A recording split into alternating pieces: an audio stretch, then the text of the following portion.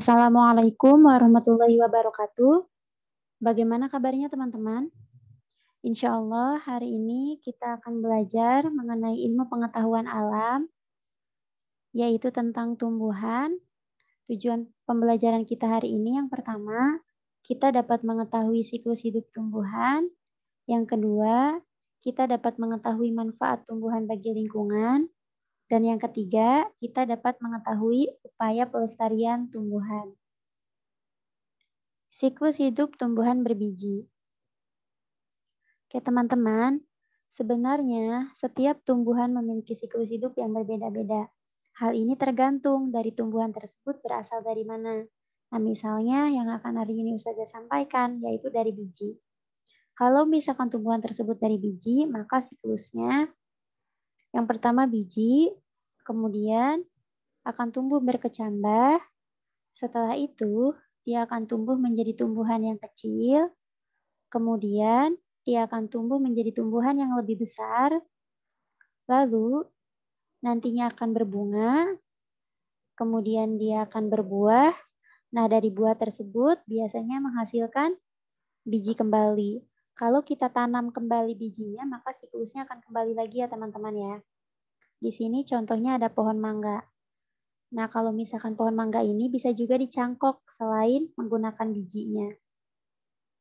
Nah, ternyata teman-teman, tidak semua tumbuhan biji dapat membentuk bunga, kemudian menjadi buah.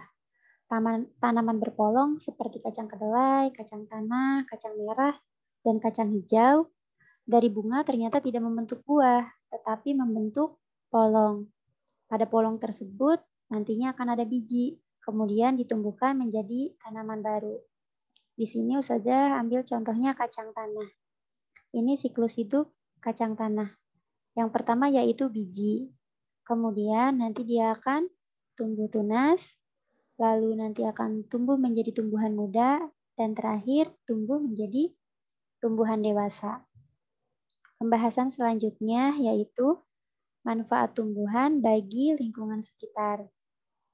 Manfaat yang pertama yaitu menciptakan ruang terbuka hijau. Tumbuhan yang kita tanam di sekitar rumah juga bisa memberikan kontribusi baik terhadap kualitas udara di rumah kita dan di lingkungan sekitar. Lalu yang kedua yaitu mengurangi pemanasan global. Menanam dalam lingkup sekecil apapun tetap memberikan dampak positif ya teman-teman dalam mengurangi tingkat pemanasan global.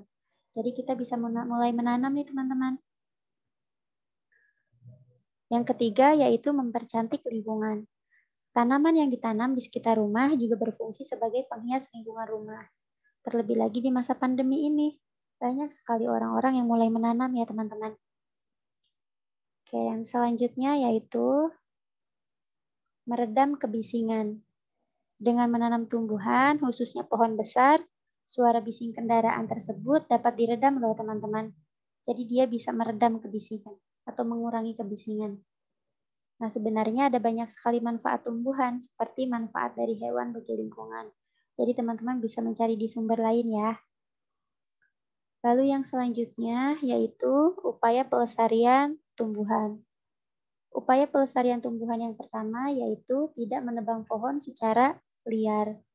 Karena pohon-pohon yang ada di hutan atau pohon itu menghasilkan gas oksigen yang digunakan bernafas bagi makhluk hidup.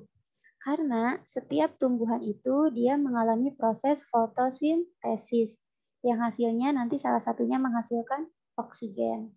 Dan oksigen itu digunakan untuk kita ya manusia dan makhluk hidup lainnya.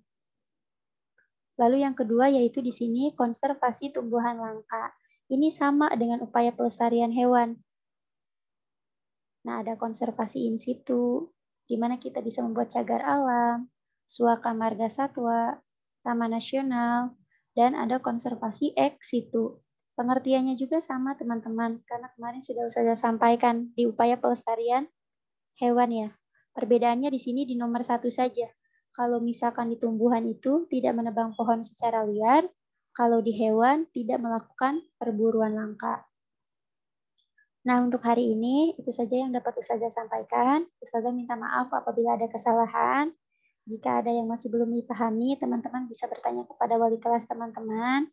Jazakumullah khairan. Wassalamualaikum warahmatullahi wabarakatuh.